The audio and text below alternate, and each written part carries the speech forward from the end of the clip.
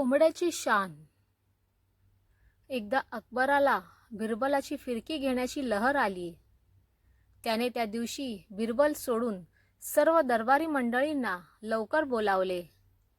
दरबारातले लोक बिरबलाच्या बुद्धीवर आणि अकबराचा लाडका असण्यावर खूप जळायचे. त्यामुळे स्वतः बादशहा अकबर बिरबलाची फिरकी घेण्याची योजना आखत असल्यामुळे सर्व एका पायावर तयार झाले.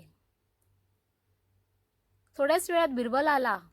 अकबराने सर्वांना उद्देशून सांगितले, मंडळी, आज मला एक विचित्र स्वप्न पडलं. त्या स्वप्नात मला असं दिसलं की इथल्या जवळच्या तलावात तुम्हा सर्वांना अंडी सापडली आणि त्यापैकी एक अंड सोन्याचं होतं.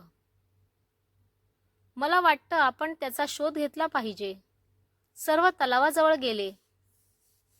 एक एक करून प्रत्येकजण तलावात डुबकी मारे आणि आपल्या अंगारख्यात लपवलेले अकबराने दिलेले अंडे बाहेर काढून पुन्हा पाण्यावर येत.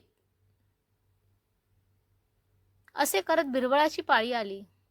त्याला लोक म्हणाले, जा बिरबलजी, तुम्हीच खाविंदांचे खास आहात. कदाचित ते सोन्याचे अंडे तुम्हालाच सापडेल. बिरबलाला ह्या प्रकारावर संशय येत होता, पण बादशहाचा आदेश कोणी टाळू शकत नव्हते. बिरबलही तलावात गेला आणि पाण्याखाली डुबकी मारून इकडे तिकडे पाहिले. एकही अंडे त्याला दिसले नाही. तेव्हा आपली फजिती करण्याचा बेत त्याच्या लक्षात आला. तो पाण्याबाहेर आला आणि कुक कुक कुक असा आवाज काढत इकडे तिकडे फिरू लागला.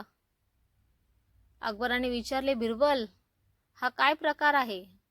अंड कुठे आहे आणि हे असले आवाज का काढतो आहेस तू? बिरबल म्हणाला, खाविंद, बाकी सर्व कोंबडे आहेत म्हणून त्यांना अंडी देता आली. मी कोंबडा आहे, मी अंड देऊ शकत नाही, म्हणून मी कोंबड्याचा आवाज काढतोय. आपली फजिती करण्याचा बेत बिरबलाने अशा प्रकारे उलटवला. याचे अकबराला कौतुक वाटले आणि त्याच्या विनोद बुद्धीवर हसू आले. पण बिरबलाची फजिती करता करता आपणच कोंबड्यात झाल्यामुळे दरबारी लोक मात्र निराश झाले.